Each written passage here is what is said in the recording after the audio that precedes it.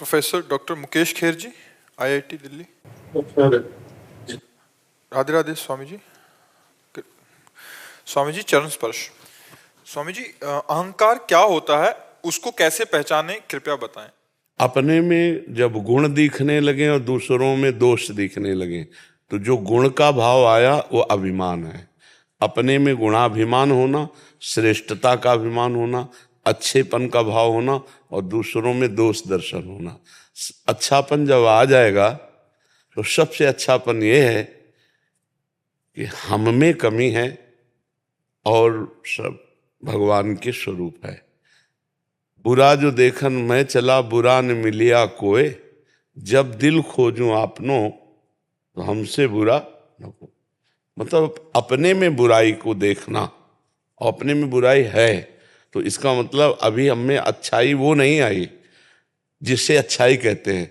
जब अच्छाई आएगी तो सी राम मैं सब जग जानी, करूं प्रणाम जोरी जुग पानी। उत्तम अच्छाई। और इससे थोड़ा नीचे जब आएंगे हम तो दूसरा दोहा है, तेरे भावे जो करे भलो बुरो संसार, नारायण तू बैठ के अपनो भवन बुहार। अपने काम क्रोध लोभ मोह मद मत्सर आदि का त्याग करके निर्विकार सच्चिदानंद भगवत स्वरूप हम है, इसका अनुभव हो जाना। तो जब अपने में गुण भाव आवे और दूसरे में दोष भाव आवे तब समझ लेना चाहिए इस समय हमारी अहंकार की दशा है। हर समय नहीं रहती।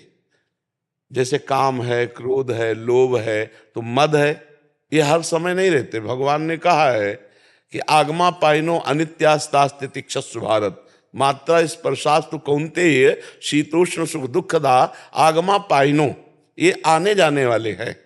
ये कभी अहंकार का वेग होता है, कभी काम का वेग होता है, कभी क्रोध का वेग होता है, कभी मोह का वेग, कभी ईर्ष्या का। तो इस तरह के जो वेग हमारे अंदर आते हैं, अगर हम ज्ञान मार्ग से थोड़ा देखें तो हम इनका समन कर सकते हैं। क्योंकि ये मेरे में नहीं आते, ये अंतःकरण में आते हैं। और अंतःकरण के हम जानने वाले हैं, तो हमारे में तो कभी कोई विकार आ ही नहीं सकता है। चेतन अमल, अमल माने निर्विकार, ईश्वरंस जीव अविनाशी, चेतन अमल सहज सुख राशि। हम मल को स्वीकार करते हैं। अंतःकरण में, शरीर में जो भी विकार आते हैं उनको मैं स्वीकार करता हूं कि ये मेरे में आए, तभी मैं पतित हो जाता हूं। नहीं तो शरीर और अंतःकरण और स्वभाव, स्थूल सूक्ष्म कारण, तीनों शरीर मेरे यात्रा के लिए है, लेकिन मैं नहीं हूं शरीर। जैसे मेरा स्वभाव, मेरा मन, मेरा तन, ये ऐसे ही हमसे दूर हैं जैसे मेरा मकान। अज्ञान के कारण हम इतना तन्मय हो गए हैं कि शरीर और अंतःकरण के विकारों को हम अपने में देखते हैं। तो अहंकार की स्थिति बराबर नहीं रहती कि बराबर अहंकार भरा रहे। नहीं, आगमा पाइनो अनित्यास्तास्ति तिक्षस्व भारत, इनका वेग आता है और नष्ट हो जाता है। अब उस समय संभालने की कोशिश करें जब दूसरों में दोष दर्शन हो रहा है तो अपने में अहंकार आ रहा है। जब हम दूसरों को लघु समझते हैं, अपने को श्रेष्ठ समझते हैं, तब अहंकार की वृत्ति होती है। उस समय अहंकार की वृत्ति का दमन भगवान के चिंतन से करना चाहिए। नाम जप करते हुए ये चिंतन करना चाहिए कि हम में क्या गुण है। एक से एक महापुरुष हुए हैं, एक से एक भगवान के परमहंस जन हुए हैं, भगवान के बड़े दाता हुए हैं, बड़े राजा ऐसे हुए, चक्रवर्ती सम्राट, शास्त्रों यज्ञ करने वाले बड़े। हमारा क्या गुण है? अगर भगवान ने हमें गुण दिया है तो उसको हमें अहंकार थोड़ी करना है।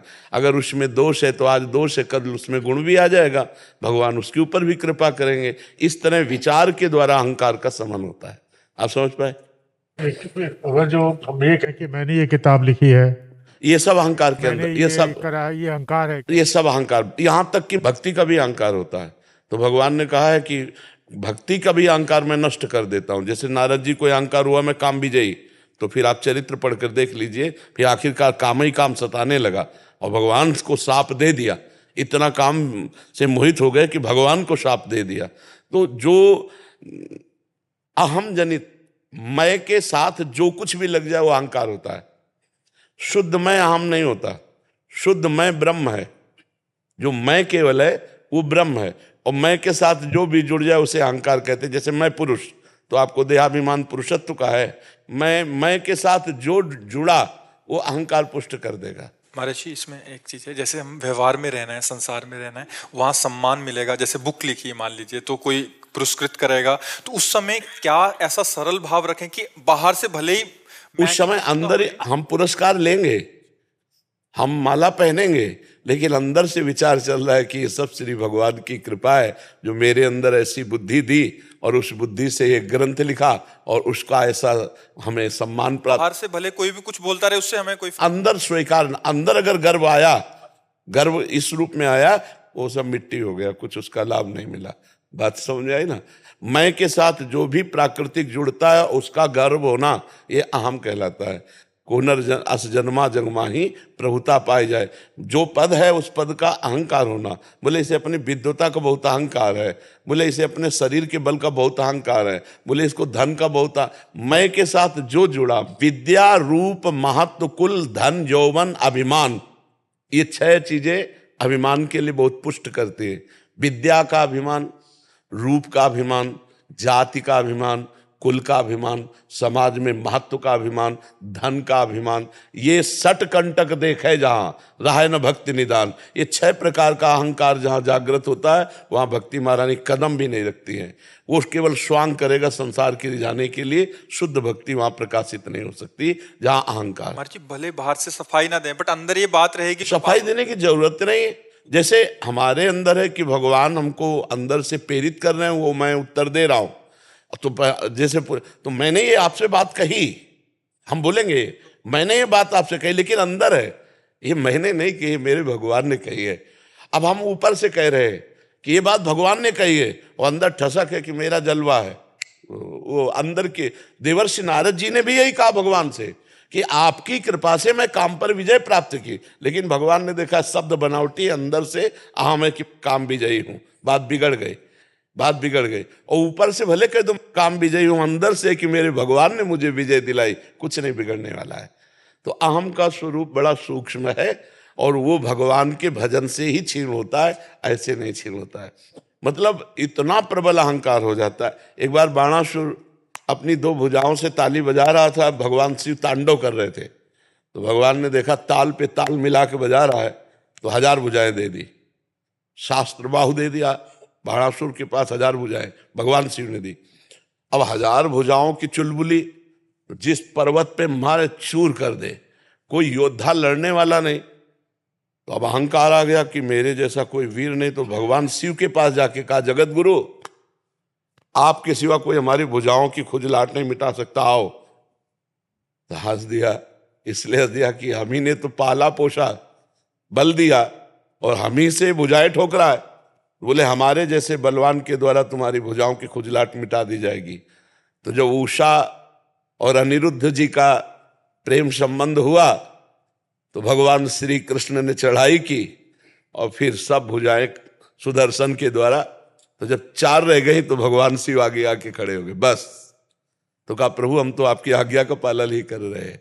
तो अहम इतना प्रबल है कि अपने गुरुदेव से भी ताल ठोक सकता है, उन्हीं के द्वारा दी हुई विद्या से उन्हीं को नीचा दिखाने की कोशिश कर। अहम बहुत विचित्र है और बड़ा सूक्ष्म है, और अहम जिसके अंदर जागृत होता है वो जान नहीं पाता, वो वही जान पाता है जो भजन कर रहा है।